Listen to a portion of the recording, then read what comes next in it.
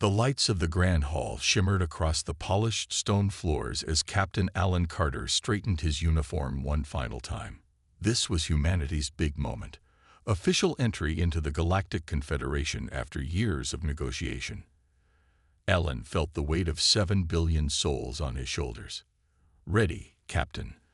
Olivia Martinez asked, adjusting her communications badge. "As ready as anyone can be to meet 200 alien species at once," Alan replied with a smile that didn't quite reach his eyes. The massive doors swung open, revealing a chamber filled with the most diverse collection of beings any human had ever witnessed. Towering above all others were the Vraxians, 12 feet tall with 4 muscular arms and skin that shifted colors like oil on water. They dominated the center of the room, their presence commanding attention. The human delegation followed their escort, a slender blue-skinned alien, toward the gathering. Ellen noticed immediately they were being led to the back of the assembly. "Typical," Paul Jackson, the science officer, whispered. "They're putting the new kids in the corner." Alan hushed him with a glance. This wasn't the time for complaints. The Vraxian ambassador approached, each footstep echoing through the suddenly quiet hall. Ambassador Krell Thax stood nearly twice Alan's height, looking down with 4 golden eyes that blinked in alternating pairs. "Captain Carter of Earth," the translator rendered the Vraxian's rumbling voice into English. "The Confederation welcomes humanity to the stars." Alan performed the greeting gesture they had practiced for months. "Ambassador Krell Thax, we are honored to join the Confederation and look forward to contributing to galactic peace and prosperity." The Vraxian's upper arms crossed while the lower pair gestured toward the assembly. "You join at an interesting time. The galaxy grows more complex with each cycle." As the formal introductions continued, Olivia leaned close to Alan. "Sir, have you noticed we're the only species positioned at the rear of every formation?" Alan glanced around. She was right. In every group, humans were placed at the back. Even in the ceremonial guard, the few humans stood behind all others. "It's because we're physically smaller than most," Paul suggested. "The Vraxians can lift 3 times their body weight. The Meridians can outrun our fastest vehicles. We're probably just being arranged by combat capability." The ceremony proceeded, with speeches from the leaders of major Confederation species. The Vraxian Supreme Commander, a battle-scarred giant named Zorthalis, spoke of unity and strength. Alan couldn't help but notice how the commander's gaze lingered on the human delegation with what seemed like curiosity. Later, at the reception, Alan found himself face-to-face with Ambassador Krell Thax again. "Your species is unusual, Captain," the Vraxian said. "So soft-skinned and small, yet you've achieved space travel and survived despite your obvious limitations." Alan maintained his diplomatic smile. "Humans are adaptable, Ambassador. We make up for physical limitations in other ways." "Indeed," Krell Thax said, his color shifting slightly. "I studied your military history. Fascinating how often your leaders remain far from the front lines, unlike Vraxian commanders who lead the charge personally. A sign of your evolutionary caution, perhaps." Before Alan could respond, an alarm sounded. A minor security incident. A diplomatic droid had malfunctioned. Alan watched with interest as the Vraxian security team responded. They moved with impressive speed and power, but there was something chaotic about their response. They relied on overwhelming force rather than coordination. "Interesting," Olivia murmured beside him. "They're all trying to be heroes." "Because that's how they've evolved," Alan replied quietly. "When you're the strongest creature on your world for millions of years, you don't need to develop complex tactics." As the incident was resolved, Alan noticed the Vraxian ambassador watching him. For a brief moment, Alan thought he saw something like curiosity in those alien eyes. "Captain," Paul said, checking his datapad, "we're scheduled for a tour of their military facilities tomorrow. Looks like we'll be observing from the back again." Alan nodded slowly. "For now, That's exactly where we should be. 6 months had passed since humanity joined the Galactic Confederation. Lieutenant Frank Winters wiped sweat from his brow as he adjusted the power couplings in the engineering bay of the massive Confederation flagship, the Stellar Aegis. The ship was primarily operated by Graxians, with humans and other species filling support roles. Winters, we need more power to the forward shields, a voice boomed over the comm system. The Vraxian engineering chief, Grak Tull, rarely used pleasantries when addressing human crew members. Working on it, sir, Frank replied, his fingers moving quickly across the control panel. He had learned to work faster than any human should reasonably be expected to, just to earn the bare minimum of respect. 3 decks above, military strategist Samantha Cole sat alone in the mess hall. She had just been excluded from another tactical planning session. She stabbed at her food with more force than necessary. "Mind if I join you?" a soft voice asked. Samantha looked up to see Olivia Martinez, now serving as the human diplomatic liaison aboard the Stellar Aegis. "Be my guest," Samantha replied. "Not like I have anything better to do since Commander Dravothar forgot to invite me to the strategy meeting again." Olivia sat down with a sigh. Same story everywhere. Humans are good enough to fix their ships and process their data, but heaven forbid we offer combat insights. Their conversation was interrupted by a sudden alarm. The ship jolted violently. "All hands to battle stations," the announcement blared. "Pirate vessels detected in Sector 4. Samantha and Olivia raced to their posts. The command center was a flurry of activity, with Vraxian officers shouting orders. Samantha took her position at the rarely used auxiliary tactical station, while Olivia monitored communications. 3 pirate ships had ambushed a Confederation transport. The Stellar Aegis moved to engage, its massive weapons systems powering up. Commander Dravothar stood proudly at the center, issuing commands with his 4 arms gesturing dramatically. "Full frontal assault," he ordered. "Show these pirates the might of the Confederation." Samantha studied her tactical display and frowned. "Sir," she called out, "their formation suggests a trap. The pirates might have hidden reinforcements." Commander Dravothar barely glanced in her direction. Humans always see danger in shadows. The Vraxian way is direct confrontation. The massive ship surged forward, weapons blazing. The pirates scattered, seemingly overwhelmed by the superior firepower. But Samantha noticed something on her scanner. "Sir, power readings behind the asteroid field," she shouted. Too late. 4 more pirate ships emerged, catching the Stellar Aegis in a crossfire. The ship shuddered as multiple impacts struck its vulnerable rear shields. "Evasive maneuvers," Dravothar ordered, but the massive ship responded sluggishly. In engineering, Frank felt the ship trembling under enemy fire. A power conduit exploded nearby, sending 2 Vraxian engineers flying. Without hesitation, Frank ran to the damaged section. The ship's automatic systems were failing to reroute power. "Manual override," he muttered, fingers flying across emergency controls. He had noticed something about Confederation ship design. It prioritized offensive capabilities over system redundancy. A human approach would have been different. On the bridge, Samantha watched the battle unfold. The Vraxians fought with incredible individual skill, but lacked coordination. She quietly began inputting alternative defensive patterns into her console, coordinating with other human crew members throughout the ship. When a critical system failed, Olivia noticed it was Frank's quick thinking and engineering that prevented a cascade failure. The human crew, positioned at the back of every department, were proving surprisingly effective at crisis management. The battle eventually ended with the pirates retreating, but the Stellar Aegis had sustained significant damage. Commander Dravothar looked around the bridge, his color shifting to a dark purple that humans had learned indicated frustration.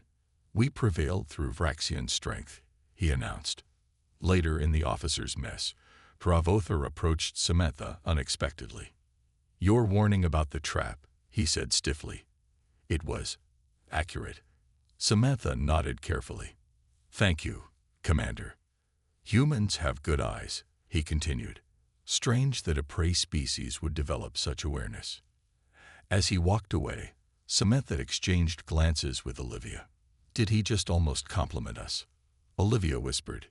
Maybe, Samantha replied. But he still doesn't understand why we see what they miss. Dr. Natalie Rivera's eyes burned from staring at screens for too many hours. Her small lab aboard the Confederation science vessel Echo Explorer was filled with combat footage from across the galaxy. As the ship's xenobiologist, she was supposed to be studying alien physiology, but her research had taken an unexpected turn. Computer, replay the Sethian border skirmish. Focus on Squad 7, she said, rubbing her temples. The holographic display flickered, showing a battle between Confederation forces and border raiders. Natalie watched as 4 different species fought side by side. The massive Vraxians leading the charge, followed by the quick reflex Meridians, then the armored Goltecs, and humans at the rear. Stop. Enhance Sector 4, she ordered. The image zoomed in on a human soldier who had dropped to one knee, scanning the battlefield while the others advanced. He saw it coming, Natalie murmured. She tapped commands into her console, pulling up another battle recording, then another. A pattern was emerging. Meanwhile, aboard the Stellar Aegis, Security Chief Kevin Walsh was reviewing classified Confederation documents he wasn't supposed to have access to. His friend in data systems had accidentally granted him higher clearance than normal for humans. Kevin's eyes widened as he studied the statistics. Despite being physically weaker than almost every Confederation species, humans had the highest survival rate in combat situations over the past 6 months. The numbers didn't make sense until he cross-referenced them with mission reports. His communicator beeped. Walsh here. Kevin, it's Natalie. I need to show you something. Can you come to my lab on the Echo Explorer? 2 hours later, Kevin stood in Natalie's lab, watching her presentation with growing amazement. Look at this, she said, pulling up side-by-side footage of different species in combat. The Vraxians charged forward, relying on their strength and regeneration. The Meridians used their speed to outflank enemies. But humans, we hang back, Kevin finished. We watch. We adapt. Natalie nodded excitedly. Exactly. I've been studying the evolutionary histories of Confederation species. Most evolved on worlds where they were the apex predator for millions of years. They never needed to develop complex battlefield awareness. While humans evolved as both predator and prey, Kevin said, understanding dawning on him. We had to be smarter than both our food and our predators. Natalie pulled up more footage. Humans spot ambushes before they happen. We recognize patterns faster. We adapt tactics mid-battle. The Vraxians just power through problems. But we solve them, Kevin said quietly. Their conversation was interrupted by the lab door sliding open. A tall Vraxian officer entered, his 4 golden eyes blinking in sequence. Security Officer Walsh. The Vraxian said, You are not authorized to be aboard the Echo Explorer. Kevin straightened. Lieutenant Kravtor. I was just consulting with Dr. Rivera on a security matter. The Vraxian's upper arms crossed. A security matter involving combat footage. Interesting. The Confederation Security Council has noticed unusual access patterns from human crew members. Natalie stepped forward. I requested these files for my research on species combat effectiveness. Research not in your assigned duties, Kravtor noted. His lower right hand moved to his communicator. Commander Drovothor will want to speak with both of you. After the Vraxian left, Kevin turned to Natalie. They're watching us more closely than I thought. But why? Natalie asked. We're not a threat to them. Kevin's expression grew serious. Maybe they're starting to wonder about that themselves. Later that day, in the Stellar Aegis Command Center, Lieutenant Kravtor reported to Commander Drovothor. The humans are studying our combat techniques, he said. They claim it's scientific research. Commander Drovothor's skin shifted to a thoughtful blue hue. Did you know, he said slowly, that in the battle with the pirates, It was human crew members who prevented 3 critical systems failures. Sir. And in the Sethian skirmish, human scouts identified the enemy ambush before our sensors did. The commander turned to face a large display showing the current positions of all Confederation ships. The Council dismisses them as a curiosity, but I am beginning to wonder if there is more to these humans than we first assumed. Should we restrict their access further? Kravtor asked. Commander Drovothar was quiet for a moment. No. For now, we watch them, as carefully as they appear to be watching us. The emergency alert woke Lisa Daniels from a deep sleep. Red warning lights flashed through her quarters aboard the patrol vessel Swift Arrow. She was on her feet and in uniform before she was fully awake, a habit from years of military training. All personnel to battle stations, the announcement blared. Unknown hostile force detected in Sector 17. Lisa rushed to her post in the communications hub. The Swift Arrow was a small Confederation vessel with a mixed crew. As one of only 3 humans aboard, she was responsible for monitoring all communications and coordinating between departments. Report, she called out as she slid into her seat. Multiple unknown vessels appeared at the edge of the system, replied Ensign Gortak, a young Vraxian whose scales hadn't yet developed their adult coloration. They're not responding to hails. On the main screen, Lisa saw dark shapes moving against the stars. They looked like no ships she had ever seen, irregular, almost organic in appearance. Captain Freltok entered the bridge, his massive frame dominating the space. Tactical assessment, he demanded. 7 vessels, unknown configuration, the tactical officer reported.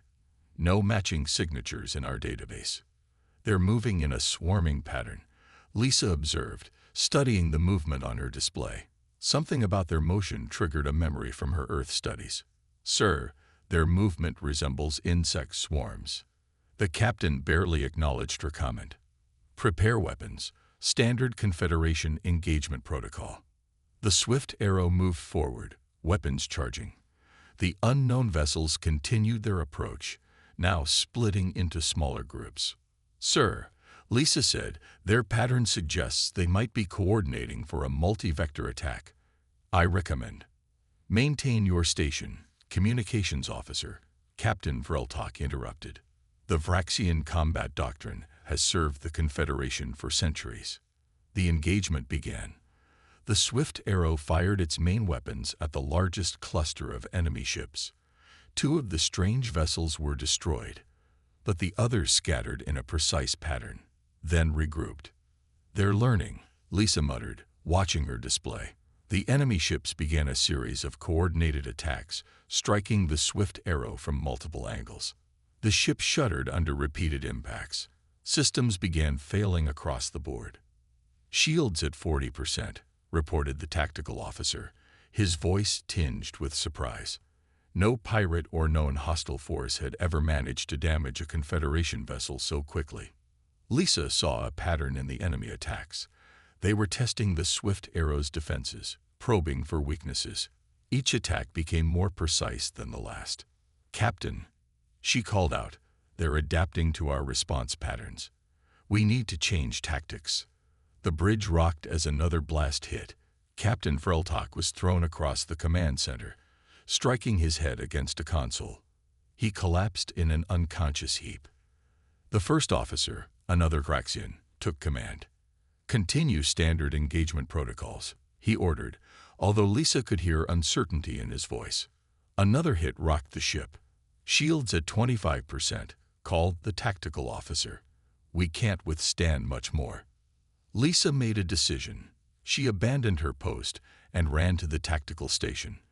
Look at their pattern, she said urgently to the officer. They attack, retreat, analyze, then attack more effectively. It's like they're sharing information. What do you suggest? The first officer asked. Desperation overriding protocol. Random evasive patterns, Lisa said quickly. Don't establish any predictable response. And target this ship here. She pointed to one vessel slightly larger than the others. I think it's their coordination node.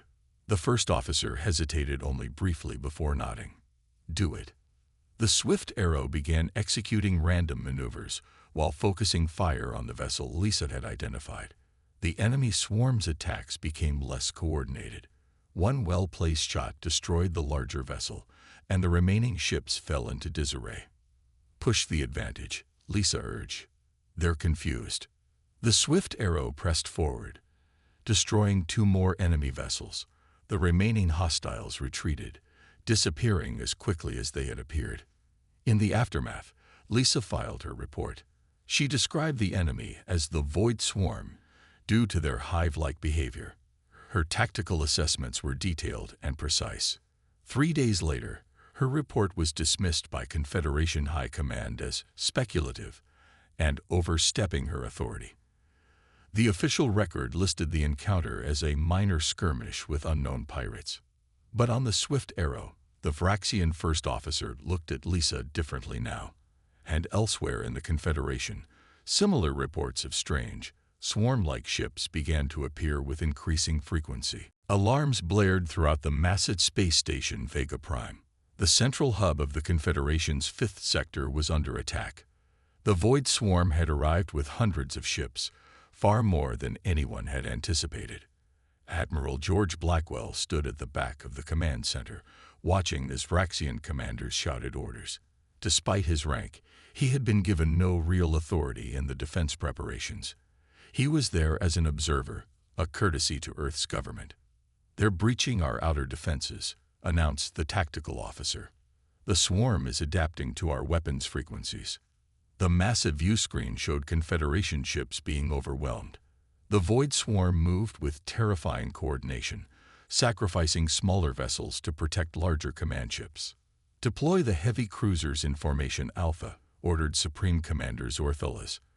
The scared Vraxian leader stood tall in the center of the command room, his 4 arms gesturing confidently, despite the dire situation. George watched as the Confederation forces formed into their standard attack pattern. He had studied enough battles to know what would happen next. They're going to split your formation, he muttered quietly. Exactly as he predicted, the Void Swarm divided, encircling the heavy cruisers. 3 Confederation ships exploded in quick succession. Pull back and regroup, shouted Commander Zorthilas. His skin had darkened to a deep purple, a sign of intense stress. George stepped forward. Commander, with respect, regrouping in the same formation will result in the same outcome. Zorthilas barely glanced at him. This is not the time for human caution, Admiral. The battle continued. The Void Swarm pressed closer to the station. More Confederation ships fell. On the command deck, a power conduit exploded, throwing several officers to the floor. Commander Zorthilas was struck by falling debris and collapsed. The command center fell into chaos. The remaining Vraxian officers argued about who should take control. George Blackwell made his decision. He walked to the central command station and activated the emergency broadcast system. This is Admiral Blackwell, he announced, his voice carrying to all Confederation forces in the sector. I am assuming tactical command under Emergency Protocol 7B. A Vraxian sub-commander stepped toward him. You have no authority. Look at the screen, George said firmly. We have minutes before the station falls. You can remove me after we survive. The sub-commander hesitated, then nodded reluctantly. All ships, break current formations, George ordered. Divide into 5 ship hunting packs. Focus fire on the lead ships I'm marking now. His fingers flew across the tactical display, identifying the command vessels within the swarm. Defensive ships form a spherical shield around the station, not a ring. Rotate positions constantly. Don't establish a pattern. The Confederation ships began to move according to his orders. For the first time, the Void Swarm's advance faltered. Station security teams, George continued, prepare for boarding. They'll try to infiltrate when their direct assault fails. A young Vraxian officer approached. Admiral, how did you know they would target those specific weak points in our formation? Because it's what I would do, George replied without looking up. Watch their movements. They learn and adapt. They're testing us, looking for patterns to exploit. The battle shifted. The Confederation's hunting packs began destroying the swarm's command ships. Without central coordination, groups of enemy vessels became disorganized. From his stretcher, Commander Zorthelis watched George directing the battle. For the first time, the Vraxian leader saw a human in his natural element, not at the front of the battle wielding weapons, but at the center of a web of information, making decisions that rippled across the battlefield. "Multiple swarm vessels retreating," reported the tactical officer. "We're pushing them back." The command center erupted in celebration, but George remained focused. "Maintain pursuit of the command vessels only," he ordered.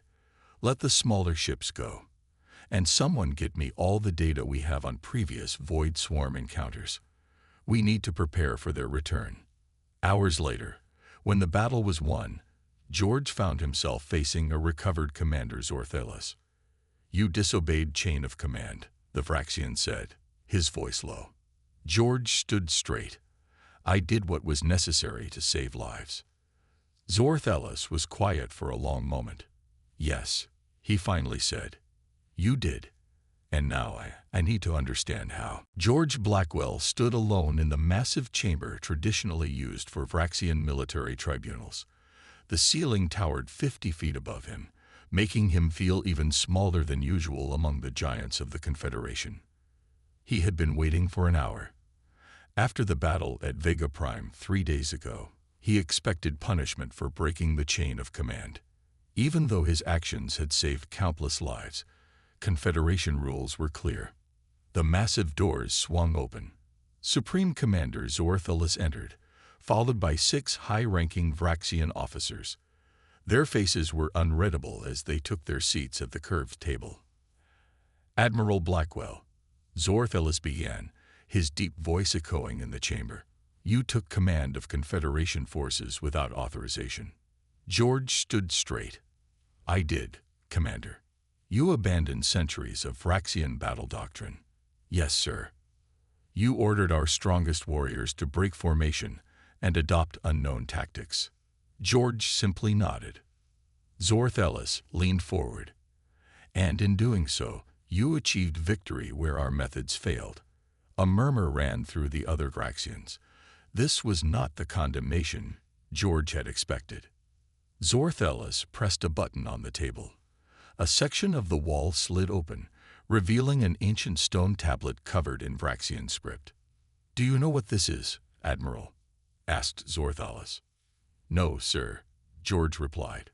"This is the oldest military record in Vraxian history, dating back 12,000 years. The commander rose from his seat and approached the tablet. "It tells the story of our first great war against the Meridian Empire. We were stronger, faster, and more numerous. Yet we nearly lost." George listened carefully as Zorthelis continued. "We prevailed only when a young commander named Krelthax did something unprecedented. Instead of leading from the front as was our way, he positioned himself on a hilltop behind our forces. From there, he could see the entire battlefield and direct our warriors accordingly." The commander turned to face George. "Krelthax became our greatest military leader, not because he was the strongest fighter, but because he could see what others could not." Zorthelis returned to the table and pressed another button. The room darkened, and a holographic display appeared, showing recordings from the battle at Vega Prime. "Watch," he instructed. The display showed George at the command center, calmly giving orders while chaos erupted around him. The footage then shifted to show how Confederation ships moved under his direction, breaking free from their predictable patterns and adapting to the swarm's tactics. "We have forgotten something important, Admiral," Zorthelis said solemnly. "In our pride of physical strength, we forgot that wars are not won by the strongest species but by the most adaptable." Another Vraxian officer spoke up. "For millions of years, we faced no true challenges on our homeworld. We evolved strength, but not tactical flexibility. Humans evolved differently." "You were prey as well as predator," Zorthelis added. You had to develop awareness, caution, and strategic thinking just to survive. George finally understood where this was going. So when you positioned humans at the back of formations, we thought we were acknowledging your physical weakness, the commander finished. We did not realize we were placing you exactly where your species excels, where you can see the entire field of battle. Zorthelus approached George and, in an unprecedented gesture, lowered himself to one knee to look the human in the eye. The Void Swarm adapts quickly. They learn from each engagement, just as your officer Daniels reported. We need your human ability to see patterns, to anticipate, to change tactics when old ways fail. He rose to his full height. Admiral Blackwell, I am creating a new joint command structure to face this threat. The Vraxians will provide the strength and courage to execute. Humans will provide the vision and strategy to guide us. George took a deep breath. It would be my honor, Commander. As they exited the chamber, Zorthelus looked down at the human walking beside him. For generations, we believed standing at the front was the position of honor. Perhaps we have been wrong all this time. George smiled slightly. Sometimes the best view of the battle isn't from the front lines, Commander. It's from the back. 1 year had passed since the Battle of Vega Prime. The Confederation fleet moved through space in a formation no one had seen before. At the front, massive Vraxian warships formed an armored spearhead. Behind them, vessels from other species arranged according to their strengths. And at the center, protected by layers of defenders, flew the command ships staffed primarily by humans. On the bridge of the flagship Galactic Unity, Captain Alan Carter stood before a three-dimensional tactical display. The officer who had once been relegated to the back of diplomatic gatherings now served as grand strategist for the combined fleets. The Void Swarm mothership has been located in the Cygnus Nebula. Alan announced to the assembled commanders, "This is our chance to end this war." Beside him stood Supreme Commander Zorthelus, his scared face serious. "The plan comes from Admiral Blackwell and Captain Carter," he told his Vraxian officers. "We will execute it precisely." The briefing room fell silent as Alan explained the attack strategy. It was unlike anything the Confederation had used before. Complex, adaptable, with contingencies built upon contingencies. "Remember," Alan concluded, "the Void Swarm learns from each encounter. But so do we." As the commanders dispersed to their ships, Zorthelus remained behind with Alan. "A year ago, I would have considered this plan cowardly," the Vraxian admitted, "using feints, diversions, attacking indirectly." Alan smiled. "And now? Now I understand that victory comes in many forms." Zorthelus placed one of his four hands on Alan's shoulder. "My ancestors would be proud to fight alongside yours." The fleet moved into position. In the command center of the Galactic Unity, humans worked at every key station. Dr. Natalie Rivera monitored the swarm's behavior patterns. Samantha Cole coordinated the attack groups. Frank Winters managed the fleet's power systems. And at the heart of it all, Admiral George Blackwell directed the entire operation. "The swarm is reacting exactly as predicted," Natalie reported. "They're committing their forces to defend against our primary assault." George nodded. "Initiate Phase 2. Across the fleet, Vraxian warriors received their orders from human strategists. A year of fighting together had forged a deep respect between the species. The Vraxians no longer saw humans as weak. They recognized them as the perfect complement to their own strengths. The battle unfolded like a complex dance. Each time the swarm adapted, the Confederation forces changed their approach. The powerful Vraxian ships punched through enemy defenses, while smaller, faster vessels slipped through the gaps created. "The path to the mothership is open," Samantha announced. "Strike Team is proceeding." On the main view screen, a squadron of Vraxian assault craft, led by Commander Dravothar, raced toward the massive mothership. Following Lisa Daniels' earlier discovery, they targeted the central command node. "They're facing heavy resistance," Frank reported. George leaned forward. "Tactical adjustment Delta 7. Additional ships broke from the main battle, creating a diversion that drew off the mothership's defenders. Hravothur's team reached their target and deployed their weapons. The mothership's command node erupted in flames. Throughout the battlefield, swarm vessels suddenly lost coordination. Without central direction, they fell into disarray. "Press the advantage," George ordered. "Don't give them time to establish secondary control." The Confederation forces surged forward. Within hours, the battle was over. The Void Swarm, the greatest threat the Confederation had ever faced, had been defeated. 2 weeks later, a ceremony was held on the Vraxian homeworld. For the first time, the formation was deliberate. Vraxian warriors stood proudly at the front, with humans positioned behind them. A young Vraxian cadet asked his instructor, "Why do the humans stand at the back? Is it because they are weaker?" The instructor, who had fought in the final battle, shook his head. "No, young one. They stand at the back because that is where the most dangerous species belongs." "I don't understand," said the cadet. "The front line sees only what is directly ahead," the instructor explained. "But from the back, you can see everything. The entire battlefield, every movement, every pattern. The humans don't stand at the back because they are weak. They stand at the back because that is where commanders stand." In the ceremony, Captain Alan Carter and Supreme Commander Zuorthalis stood side by side. Different species, different strengths. But now they understood a fundamental truth. True power came not from physical might alone, but from the perfect union of strength and strategy.